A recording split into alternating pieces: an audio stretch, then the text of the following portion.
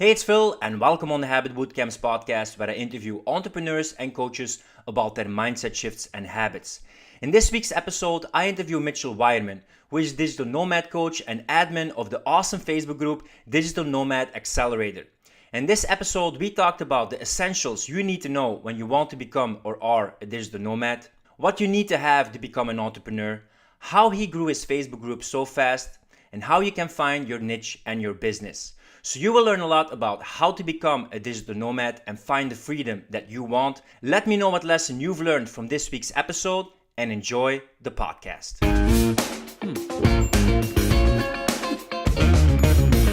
Hey Mitchell, welcome on the podcast, man. Thank you, man. It's a pleasure to be here. I'm really excited. I'm excited to talk about one of the things I'm also very passionate about: freedom, traveling, discovering new perspectives. Now, we're going to talk about being a digital nomad and digital nomadism. When did you first become interested in being a digital nomad? Um, to be honest, it was probably when I was 18 years old and I was doing an exchange in Hong Kong. It was the first time when I was living by myself abroad, um, very much out of my comfort zone in Hong Kong. I didn't know anyone, I didn't have any friends. And prior to going there, I think I cried in the airplane, like, oh my gosh, it's really going to happen. And when I arrived there, um, I fell in love. I fell in love with the idea of immersing myself in a different culture, different country, and building it from the ground up, experiencing things, meeting new friends, meeting the locals, learning about a new language. And I picked up pretty fast. Within no time, I had a lot of friends in Hong Kong. I learned so much about everything over there, and I became very much addicted to this feeling of exploring new countries, cultures. And that is when I almost set myself the goal that I want to do this for the rest of my life. What were you doing in Hong Kong? It was an exchange program, so I was studying business at the time, and it was half a year studying at a university in Hong Kong. What made you do take the decision to do an exchange program? Was it your parents that motivated you, like, hey, you should go abroad, or? So yeah, I've always my family travels quite a lot, and we've always taken trips to Asia, to the US, to anywhere in the world. Um, so I was adventurous. I love to travel, but I never really traveled by myself. It was still always very much in my comfort zone, right? With your parents, they take care of everything. They book your flight. You barely have to think about anything. They take care of everything, and this was the first time where it changed. I had to do all of these things by myself. There was no dad that had like a travel schedule for me planned out. Today you're going to this excursion, wake up at this time. It was all figuring out by myself, making new friends, and exploring, understanding everything by myself. So, yeah.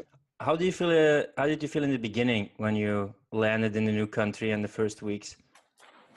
I was nervous, man. I was very nervous. I was thinking by myself, am I going to be able to make new friends? Are the people here going to understand me, even though there's quite a language barrier? Am I going to be able to make this work? Am I going to be homesick after a while? All of those things, like there were a lot of doubts, but in reality, it wasn't that bad at all. It was like very enjoyable, the fact that there was just something completely new. Like I grew up in Amsterdam, and Amsterdam is pretty stable, Mm-hmm. steady. There's not so much change or disruption going on. And there it was disruption in my life. I went from Amsterdam to Hong Kong, a very hectic Asian city. And I loved it. I loved it. It was like the pattern interrupting my life that re-sparked my motivation, my desire to do bigger things in life. And that was exactly what I needed at that point in my life. What was something new that you discovered about yourself? Um, Let me see. Something new that I discovered about myself is that I absolutely hate being stuck in routines. Uh, Yeah, I absolutely hate being stuck in routines. I notice that if I'm in one location for too much, I get stuck in routine. For example, here in Barcelona, I'm almost getting to this point where every morning I go to the same bakery and it's like, hey guys, I want to have the usual three croissants and I want to have my cappuccino, and they all know it already. Then I go to the office, and I hate getting stuck in routines. It makes me kind of depressed after a while. Not So enough stimulation? not enough stimulation, not enough pattern interrupts. I feel like I'm living on autopilot. Whereas moving to Hong Kong made me realize that I need to have these random experiences. I need to move out of my comfort zone. I need to get these disruptions in my life to respark my energy, to respark my motivation, to respark my drive. And that was the biggest thing that I realized then. And I'm now continuing doing this in my life. But there has been a period in my life where that has not been the case. But I guess we'll come back to that later. Yeah, you like to thrive in chaos? I thrive in chaos, absolutely. I thrive in chaos. It's not, again, stability is not for me. I don't want to stipulate my life and see, okay, in 10 years I'll be doing exactly this. I'll be doing, I'll be hanging out with exactly the same people in the same bars, in the same locations, doing the same things. That is something that I personally don't really like. There needs to be a lot of disruption, change, and things going on. Yeah, I also have that characteristic, but I feel a lot of people actually like that stability and they like the predictability and they like that comfort. It must not be easy when you're surrounded by people who do like that stability and do like that comfort, right? Yeah, exactly. So my friends in Amsterdam, I don't know if you're watching this interview. So I've got two types of friends. Mainly my friends in Amsterdam, and they're all. When I was 18, I moved to Hong Kong. After that, I've been living in 10 different countries, and they have never really understood why I'm doing this. They always see pictures, and I've got respect, and I think it's great what I'm doing, but they don't understand. Like, why do you want to travel around so much? Why don't you just settle down, get a nice job, and live a predictable, steady life here in Amsterdam like we all do? And then there's my nomad friends who are all like, okay, let's travel to this place this week. Let's go there this week, and let's go to this random event, and let's meet these people there. So I've got a lot of people in my life who don't understand what I'm doing. My parents are in those category as well. Um, and then I've got people that have similar mindset. And now I've really set myself the goal to hang out with the second group of people, the people that understand, that don't question what I'm doing, and support me and inspire me to just keep doing that and make me feel normal rather than an outsider for doing all these things. Yeah, if all your friends are outsiders, the outsiders are the insiders, and you have the inside info that's like everybody acts like this, mom, because all Exactly. your friends have the same mindset. So you came back from Hong Kong, was like, mom, dad, I'm gonna travel, or what was the conversation you had back then? Nope. So that was the start of another era. So when I came back from Hong Kong, I was, well, a little bit later, I was 20 years old. I graduated and I had a degree in business. And I had like an identity crisis, like shit, I'm 20 years old. I'm not supposed to go into the corporate life. And I don't know if I'm worthy yet to get a job. I don't know if they even want to have me. So I started thinking, what do I actually want in life? And I started searching for jobs. And of course, I looked at Google, Apple, Facebook, and I just came up with the random idea that I wanted to become a Google engineer. I don't think it's a random idea. I think a lot of Mm-hmm. people have that idea. Um, so I did another bachelor degree in electronic engineering, another 3 years in electronic engineering. Mm-hmm. Um, I worked my ass off, and after 2 years, I didn't even finish the degree. After 2 years, I got hired to work for a Fortune 500 company in Silicon Valley. I came in as an intern. I worked my way up to a program manager within 1 year. I had a team of 40 people building a private cloud for them. And I was kind of living the dream life. I had a sick salary. I had a great car. I had a great apartment. I was 24 years old, running this team in Silicon Valley. My parents were proud. My friends were proud. But every morning when I went to my job, it was the same thing over again. I had to ask permission to do this. I had to get a director's approval for this, and it was just so slow, and I hated it. It was not my dream. It was not exactly what I imagined doing for the rest of my life. But yet, people were so proud, and they were saying, "Ah, Mhm. yeah, you're living the dream." But after a while, I got depressed, and I figured, "Fuck this shit. I'm just going to quit my job, and I'm going to become a digital nomad." I'm going to design my life around traveling and enjoying the things that I really like doing in life. So I quit my job and I started building an online business. Miserably failed in the first month. I tried everything didn't work out. Every 3 days I switched to a new direction. Then it was drop shipping, then affiliate marketing, then coaching, consulting, whatever. I tried it all in the Mhm. beginning. It didn't work. Um, then one of my friends said, why don't you interview the people that are doing the things that you want to do in life and figure out how they're doing it. Mhm. So I started interviewing entrepreneurs in my Facebook community every day.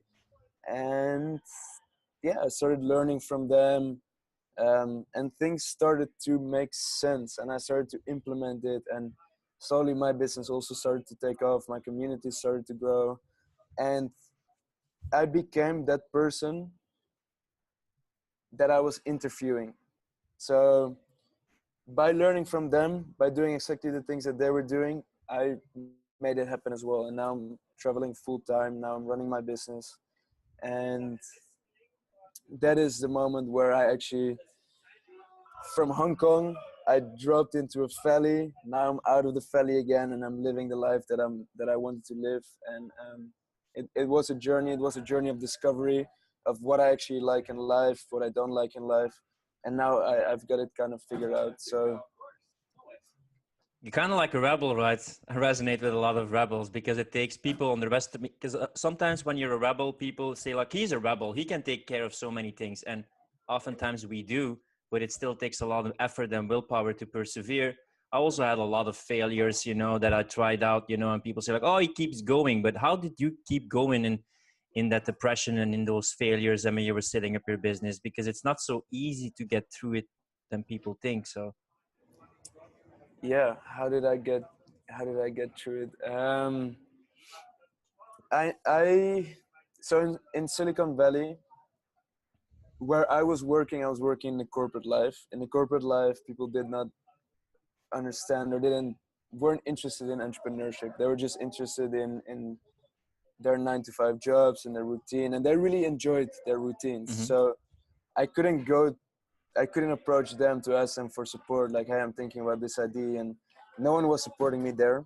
But I knew at any point in my life, every time that I've just pushed through, whether it's in education, whether it's in sports, I was able to reach the results, become really good at something, and achieve success. So I knew that I should, if I set a goal for myself, the moment when you're thinking about giving up is the moment that you are almost there, that you're almost going to achieve success. And that is the hardest time, but you need to push through and you need to keep pushing yourself. You need to keep reminding yourself of the goal every day. What is your goal? Why are you doing this? It's because I want to travel the world. It's because I want to break out of this system. It's because I want to do the things that I enjoy doing in life. And that is why I'm kind of inflicting emotional pain upon myself, but it's for a better goal. And I rather put in, the work now than Mhm. being regretful later in life. So It's one of the things what a lot of people say that it's better to do something that at least it's not for you and you don't regret later that you didn't do it than don't do it. I have the same thing that um, I have my emotional highs and lows as any entrepreneur. I think like, what am I doing? This is not working out, and then either I have to push through or give myself a little time, and then I get momentum again. But it's a journey, ups and downs, and then having that big goal and keep on pushing, man. yep, yeah, people need to understand that entrepreneurship is it's often romanticized where you only see like the Mark Zuckerbergs and the big successes, billionaires, millionaires. But yeah, what a lot of people don't really um, see or understand is the amount of work and emotional, um, yeah, the emotions and the energy that have gotten into this building this business before people get successful. And I always try to remind people of that. You need to push through, you need to work hard. I did not get to this point overnight. Neither did Mark Zuckerberg. We all put in a lot of work, and if you put in the work, if you keep persisting, if you're consistent, and even in those lows, keep pushing through, then you're going to get there. It's a matter of time. It's going to work out. Yeah, it's almost like double with you. You don't like a routine when it's always the same, but the meta perspective of the willpower and the perseverance and hard work, that routine, that one is there. Like not instant gratification, but delaying gratification and really pushing through. What are some people and what are some characteristics you think suit people to be an entrepreneur? And what are some characteristics that make it really hard for people to be a digital nomad or an entrepreneur? Okay, so first, what are characteristics that make people a good entrepreneur? So very important. Well, what you just mentioned is, I absolutely agree with that. You said that there's different kind of people that have different perspectives on life. You've got people that are kind of looking towards the past, like this happened in my life and this wasn't good, and they're always complaining. You've got people that are very much living in the present and are just enjoying life right now as it is. And if someone asks them, go, let's go for a drink, then they're all going for a drink, and they're all up for the random experiences and just enjoying life in the present moment. Mm-hmm. And then you've got people that are very much forward looking. They they think about the fact that they're building something that is going to be successful in the future, constantly reminding themselves that they're doing this because they're building something great in the future, or it's going to give them a big return in the future, or it's going to give them a great success in the future. um, and I think that this is a fundamental mindset of successful entrepreneurs, because when you are an entrepreneur, trust me, people ask me all the time, like, yo, Mitchell, are you coming for a drink tonight? Or let's go today, let's take today off, let's go to the beach. There's going to be days where you need to say no, Mm-hmm. no, no, because I'm building my business, no, because, you know, I need to put in a few more hours. Um, you need to be able to make sacrifices in the present time in order to build something in the future.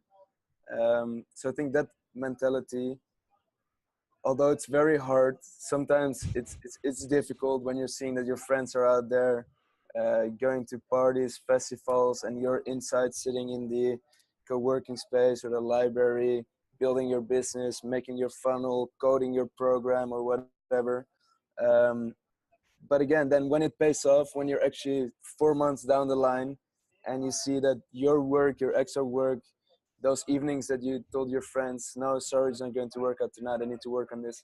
When you see that it's finally going to pay off, that's like such a great feeling, and that becomes addictive after a while. Like, you know that you need to say no to certain things, you need to think about the future, and then once you start seeing these results, wow, that's such a good feeling. Yeah, it's like it's a cumulative aspect of all those saying no, saving those hours, saving that money, not going out. And then when people see the success, it's like, how does this happen? Well, Yeah, remember every agree time I about that. said no, remember anytime I didn't go out and I saved money. Well, if you have that cumulative aspect of it all the time, you know, then you really think long term and then it's a good investment, you know. Yep, absolutely agree. Um, what are some things um, that digital nomads should pack in their bag when they go traveling? Good question. A lot of people ask that, and I always tell them to start living the minimalist lifestyle. With minimalist, I mean, okay, actually, let me give my example. When I went to Hong Kong Mm-hmm. when I was 18, Mm-hmm. believe it or not, I took 2 suitcases. I booked an additional suitcase, and I brought 3 suits. I brought 5 jackets. I brought 10 pair of shoes, 5 pair of jeans. In in in reality, I was only wearing literally 20% of all those things. Um, and I'm still trying to cut down, still trying to figure out what I actually need. And right now it's becoming clearer. I just need like two black shirts, two white shirts, two gray shirts, one nice shirt, one black pants, one jeans, two pair of shoes. Like you really cut it down to only the essentials that you're wearing, and forget about the bullshit stuff that you're not really wearing at all. Because if you're traveling, if you're a digital nomad, you want to be flexible, and you're not flexible when you're having two suitcases, a trolley, a backpack. You want to travel light, and you need to be able to adjust easily, pack your stuff quickly, go to the next destination, easily carry it around. If you want to go to another hotel or hostel or location, you can quickly just drag it along, and there's not a lot of baggage that you need to carry around with you. And in addition to that, of course, you need to have your laptop, your iPhone, probably maybe a battery, one of those external batteries that you can plug into your phone, probably an adapter for different kind of sockets around the world. Yeah, and a camera if you're into photography. I think those are the main things that you need to bring with you if you're a digital nomad. Don't take two huge pieces of luggage. Yeah, you have to carry it all the time, and I also take way too much, and then you get possessed by your possessions Hmm. all the time. Like you have to check your pockets, and do I have this, and do I have this, and did I take this? And it's a lot of stress when you just want to chill and travel lightly. What is one of the first things that you check when you arrive at a new place as a digital nomad?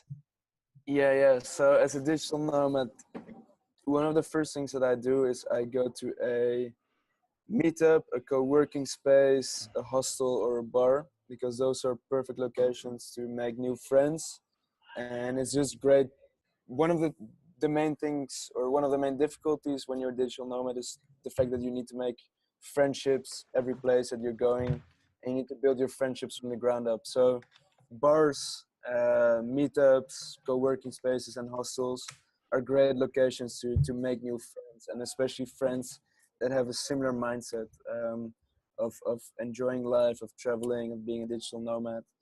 And yeah, those are great starting points to connect and to get ideas of what you should be doing in the city. Any sites you use for it, or any tools you use for it? No, I often go for referrals of friends. I have a Facebook community where if I post a question about co-working spaces, people are very eager to give recommendations, because right now I'm at a co-working space in Spain. I had such a great experience. I would be more than likely to recommend it to anyone that's coming here in Barcelona. And people that have similar experiences at other co-working spaces think the same. So for recommendations, I use Facebook groups and just ask them, "Hey, I'm here. Any recommendations for a co-working space?" And they just do it.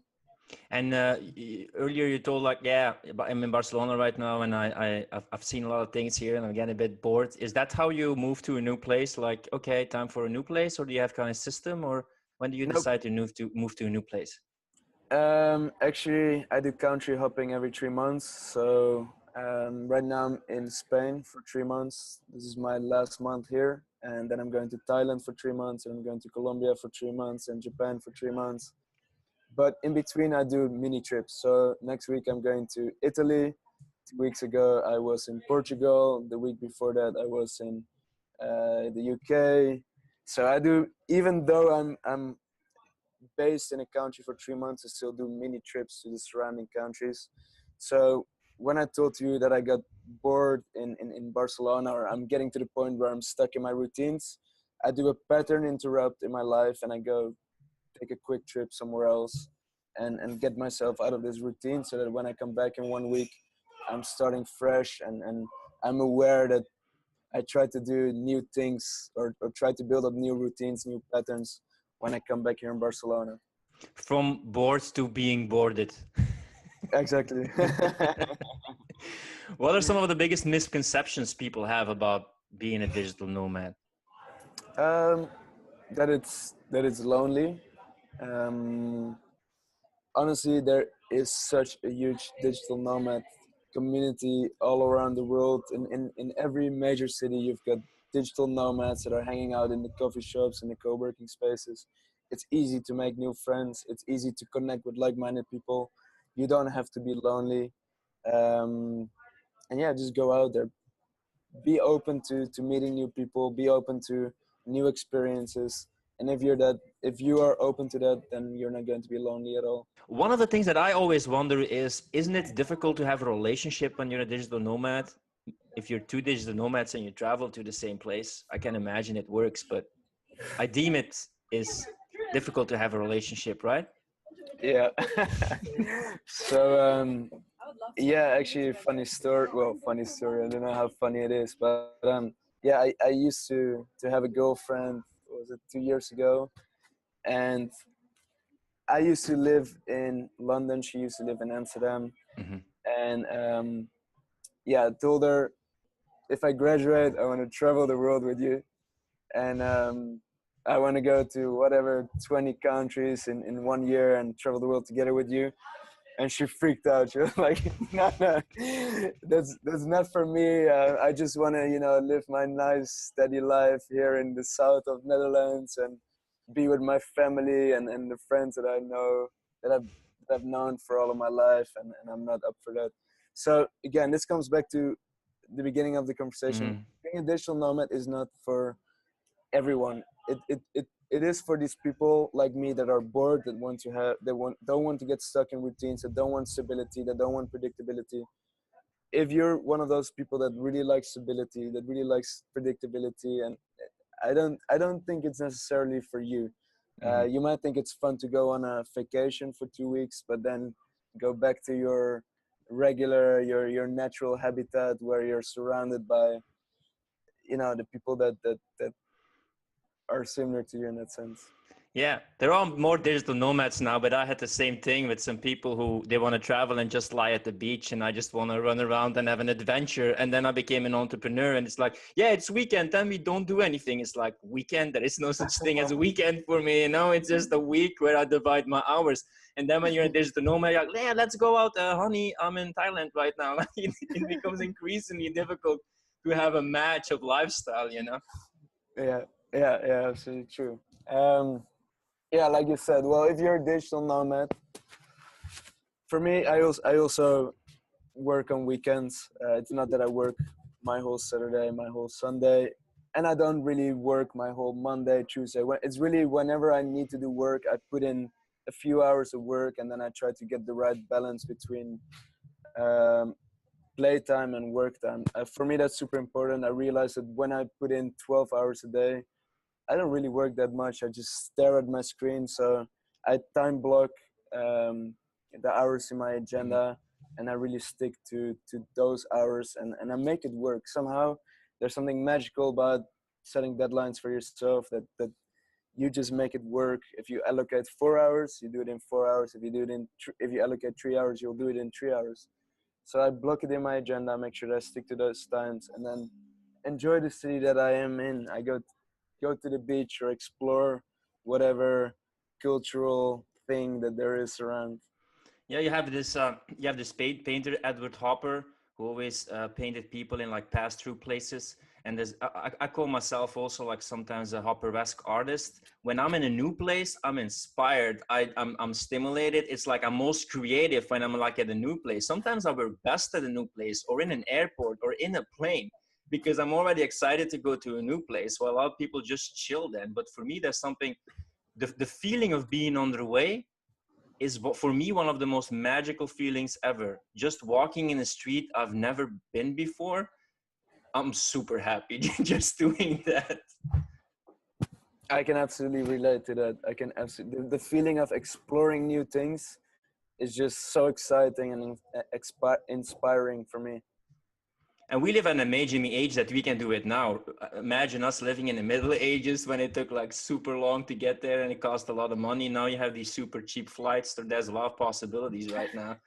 Yeah, dude, I just booked a ticket to Italy from Barcelona, and I paid 19 euros. 19 euros. My lunch over here costed 13 euros. Imagine, like for a little bit more than my lunch, I can get a flight to Italy. It's crazy. I'm moved to Hungary at the end of the year, and I booked like 2 months in advance my flight from Belgium to Hungary. Like the single flights was 10 euros. 10 euros. Yeah. Ryanair, Wizz Air. Wizz Air. Wow, that's crazy. I don't know how they do it. Now, you talked about time blocking, etc. I think productivity is also important when you're like in a new place. You got to make the best of the time that you can work and that you're not traveling and installing yourself. What are some productivity tips or tools that you use or methods? Uh, okay, so basically everything that I, or it comes down to getting everything on my calendar, right? Getting everything on my calendar and sticking to the time slots that are allocated to it. So I'm very, whenever something happens, I really try to put it on the agenda straight away. Even if it's jogging, I allocate time for jogging or for working out or for hiking. Even hanging out with friends, I put it on my agenda. I just like to be very organized in that sense because that is how I give structure to my life. That's how I cope with the chaos.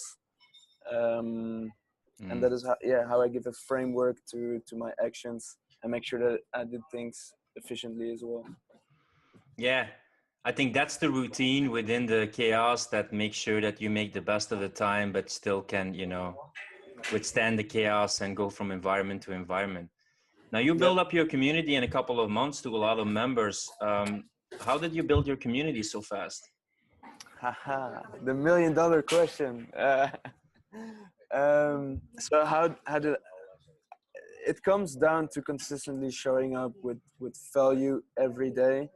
And since this is the habit bootcamp, let's speak about habits. So what I try to do is I try to become part of people's habits by showing up at the same time every day with an interview live in my group. People know that around 6 p.m. Belgium time, there is an interview that's going to happen live in my group. And they're all tuning in because they know that I'm going to show up with value. They know that I'm going to show up with something that they want to learn about. So they come to my group every day. I give them a reason to return to my group every day because it's filled with value. It's filled with things that they want to learn and with other people that they want to connect to.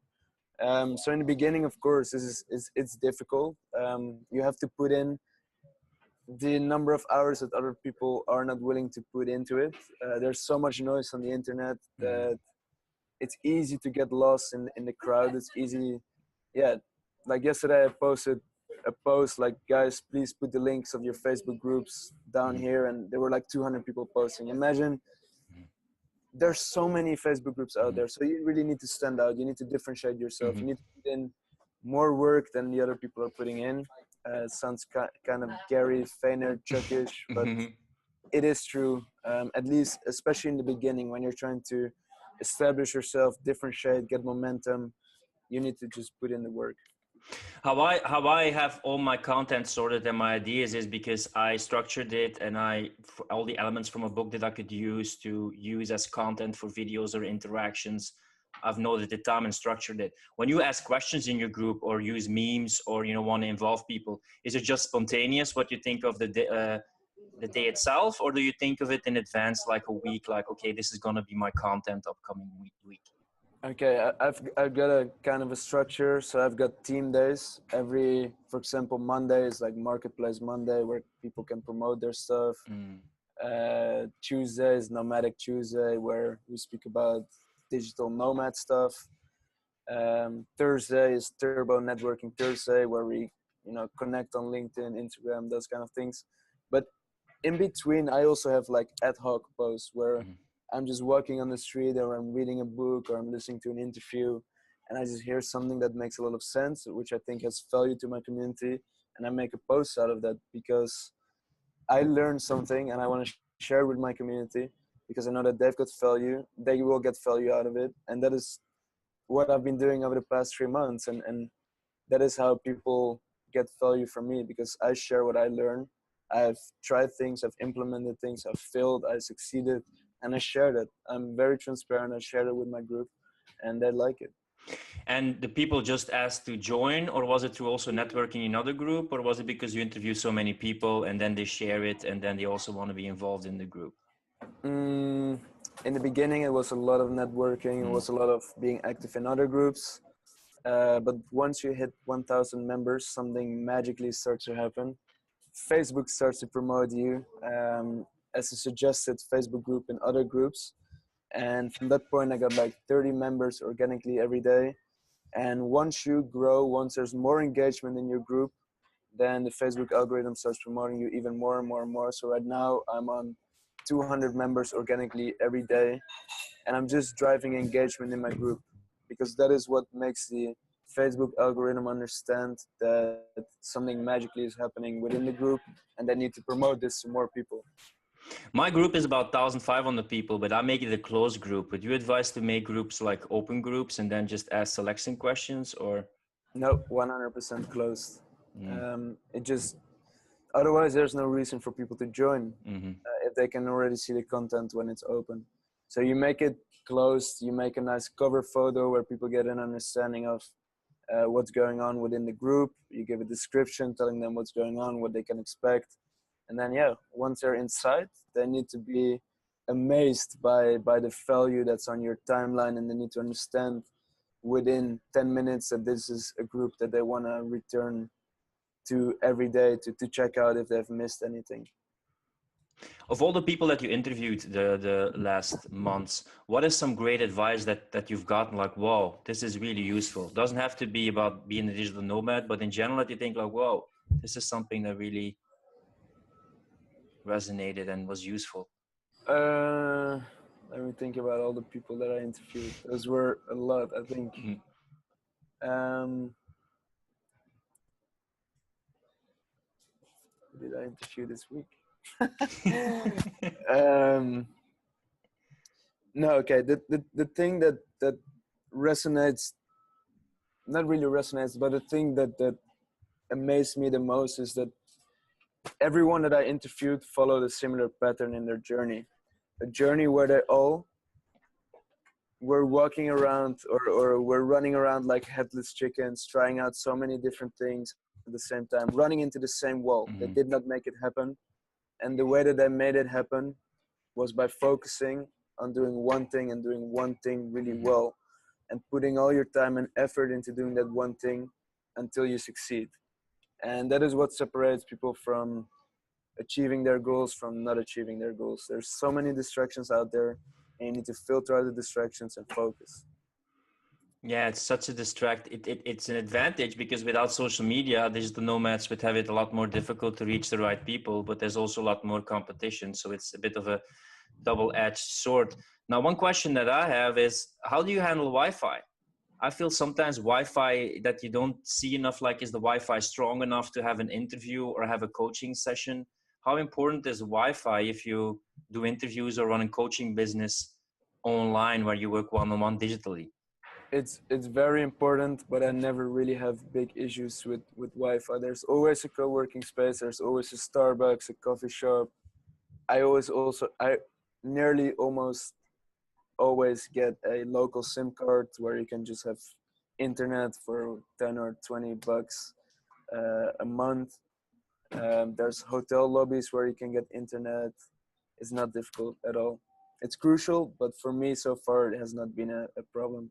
Do you check it in advance then, that you go in the lobby and check it, or that it has to be a minimum kind of internet speed? Or If I go to a unknown area, I just check if there's coffee shops nearby, so that if I do an interview, I have Wi-Fi and I go there 30 minutes in advance to be sure that I've got good Wi-Fi and that I can go to the next coffee shop if the Wi-Fi there isn't suitable enough. I always like to talk about the successes of people, but also a bit about the things that people are still struggling with. Is there one thing that right now in your life you're still struggling with, or that's still hard to do?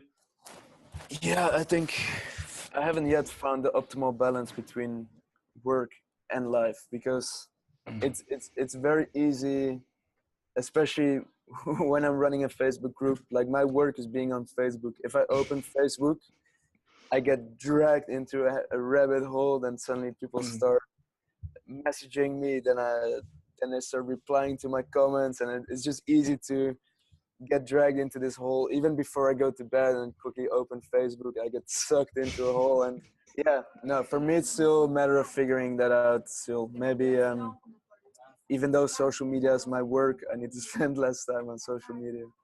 Yeah, one thing that I do is to have a shutdown complete time. That, I use that tool that I can't check it anymore, and that I have like a bright line, like, okay, then it's done only in emergencies, because else it's ping, ping, ping, ping, ping. What's this? What's this? It's something new. And I'm so stimulated that I can't relax and go to sleep. That's also maybe one thing when you plan and take action all the time. It can also be like a risk to have I know also a lot of entrepreneurs who burnt themselves out because they didn't chill and shut their brain off. So there's value in hard work, but I feel there's also value in just listening to your body sometimes and finding like a dynamic balance, as I call it. Agree. Now, you talked a bit about habits. How important are habits for you as a digital nomad? So being a digital nomad, yeah, it's a lot about being in chaotic situations, right? There's little consistency, little stability. So you cannot control those external factors. What you can control is your internal factors, your mindset, and your habits. So yeah, doing things consistently and making sure that you've got your right habits in place, make sure that you kind of can counter the chaos that is happening in your life. So I always like to focus on the things that I can control, and those are your habits and your mindset. So in that sense, it's super important, it's super relevant, and digital nomads need to really focus on that. Is there any daily or weekly habit or something you regularly try to do to have more balance? Um, right now, I'm very much focused on doing few hours of work in the morning, doing a few hours of work end of the afternoon, and forcing myself not to work from noon to 2-3 p.m. and not in the evening as well. So I'm right now I'm trying to trim down on the number of hours that I'm working, and I have people around me that hold me accountable for that. We're doing like a challenge together. Other habits is I always set myself the goal that every day I'm going to do some exercise, whether that's going on a big, like just walk through the city, or jog along the beach, or pedal boarding, or yoga, meditation. I always need to do some kind of physical or mental exercise every day. Besides the not checking social media late at night, is there any other good habit that you did in the past that you would still like to pick up again?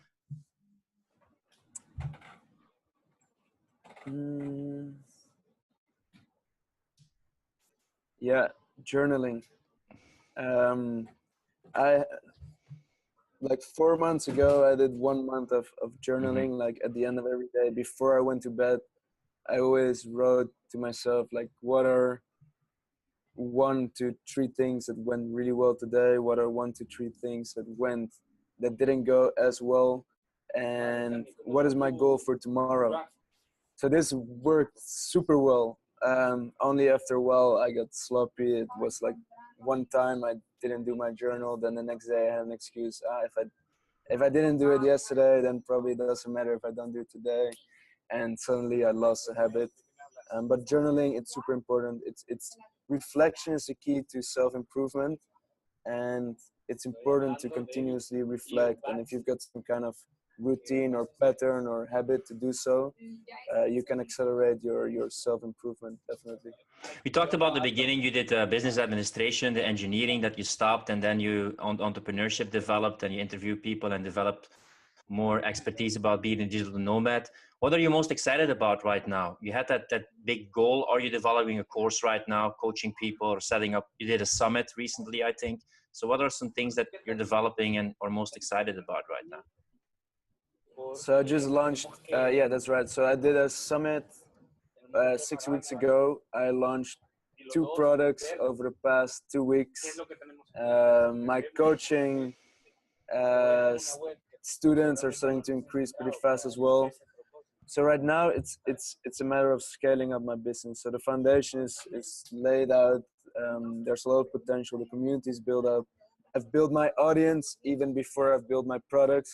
So now it's a matter of making products that are suitable to solve their problems.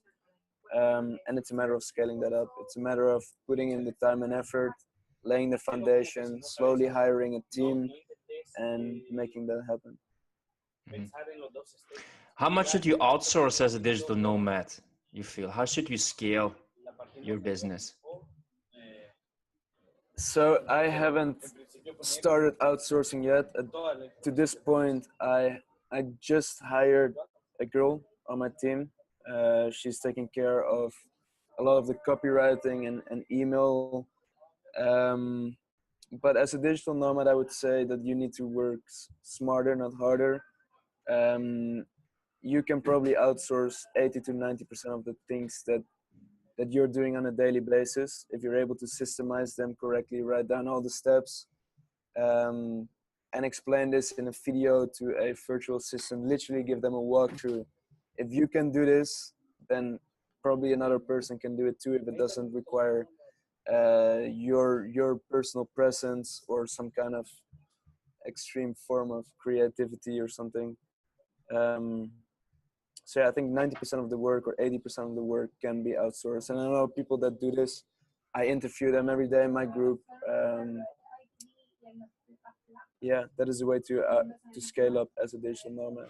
Do you have any advice on what kind of niches or how people should start off? Should they best start with coaching or start with a Facebook group or just make a blog or develop products? Are there some things, do's and don'ts in the beginning of being a digital nomad and setting up your business online and being a digital nomad?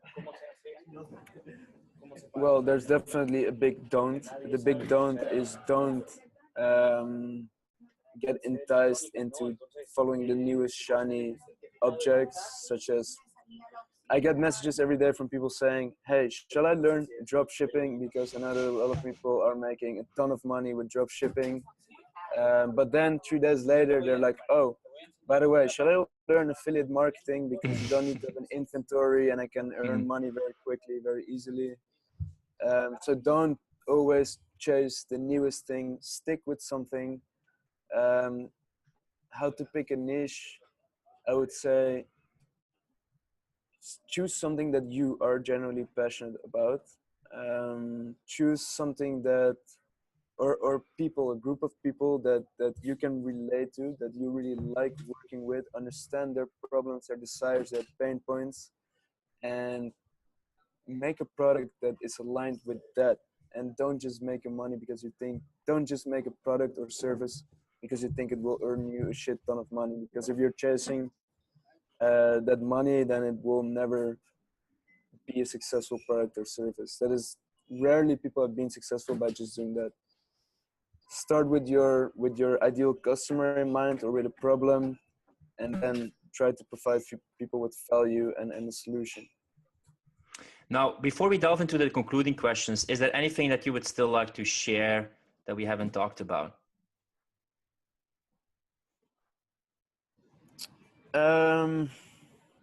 Are you okay with me sharing my group? Yeah, sure. And I'm going to share it in the links, but yeah, sure. Cool. So if any of you guys that checked out this interview is interested in becoming a digital nomad or connecting with other digital nomads, 4 months ago I started this Facebook group called the Digital Nomad Accelerator. We grew from 0 to nearly 10,000 members. We're going to hit 10,000 early next week. And if you want to learn about becoming a digital nomad, there's a bunch of free trainings, free interviews in the group as well.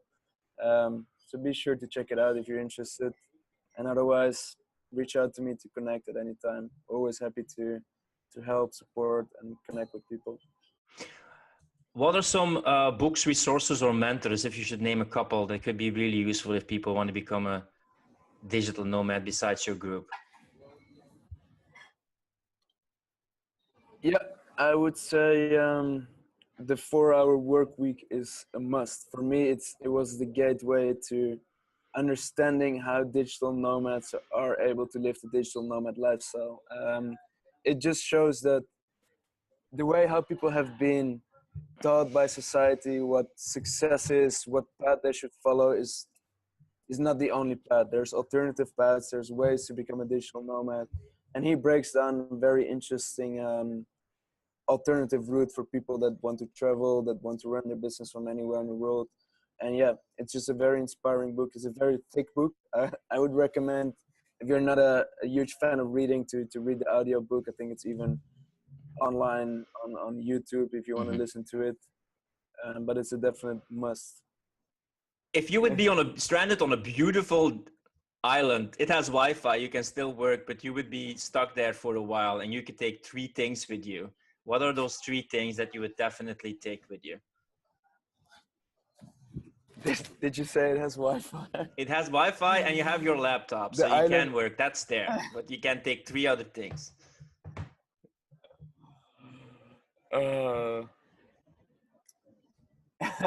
Very interesting question. So I already have my laptop. Yeah, you have your laptop, you have Wi-Fi, you can work there, but there's 3 other things that you can take, and that's just it. Okay. I would bring 2 cows and a barbecue. Shouldn't you take a bull and a cow? I don't know. I think a bull and a cow would be a better option, but a bull and a cow, exactly. Then I've got an infinite resource of beef. What are some people you really look up to, and what are the reasons you really look up to them? So yeah, for me it is Tim Ferriss. I think that's the author of the book that I just mentioned for our work week. For me, he's just a very inspirational person because he takes things to the extreme. He experiments with a bunch of different things. He challenges the status quo, and he finds alternative paths to almost everything, whether it's becoming world champion in kickboxing, whether it's health and fitness, whether it's mindfulness. He just has very interesting techniques, very interesting shortcuts and views on how to do things. So the way that he challenges things, I want to challenge a lot of things as well, experiment with a lot of things, and share my experiences with other people so that I can help them and inspire them to do things differently than they might have been doing it right now. Suppose a guy like little Mitchell, like 18 years old, is sitting in school and thinking like, this is not for me, and maybe I want to do something else, and he's doubting himself and he's feeling a little bit depressed. What would be, in a few sentences, some things you would say to a guy or a girl who is going through that kind of phase in life? So what I would tell them, what I would tell my 18-year-old version or someone else, I would tell them that to basically don't be afraid to take risk, don't be afraid to fail, because by making wrong choices, you also learn what not to do in life. Like this second bachelor degree that I did, it wasn't necessary, but I learned from it. I made a lot of mistakes, I made a lot of wrong decisions, but the result is that I really know what I want in life right now, and that wouldn't have been possible if I would not have taken any risk or if I would not have taken those decisions. Last question. What is a meaningful and fulfilling life for you? For me personally, it's the ability to impact other people's lives and to help them achieve their goals in life as well. For me, it's not about earning a shit ton of money. It's about being able to make an impact on the world, on other people. So if I'm able to achieve that in any extent, that is what would make me very fulfilled in life. Mitchell, I want to thank you for sharing your knowledge and accelerating people, their life, your own life, and being such a great inspiration for other people. Maybe you can just say the name of your group and your name again so people can connect with you on social media and other platforms. Sure, guys. So if you want to connect with me, search on Facebook Mitchell Weijerman, Weijerman Weijerman, and the group is called Digital Nomad Accelorator. So yeah, if you're excited about being a digital nomad, be sure to join the group, connect with me, and excited to potentially help you in that. Thanks for the interview, Mitchell, and keep on thriving in that chaos, man. Wish you all the best. I will. Thanks for having me on, man. It was really, really a pleasure.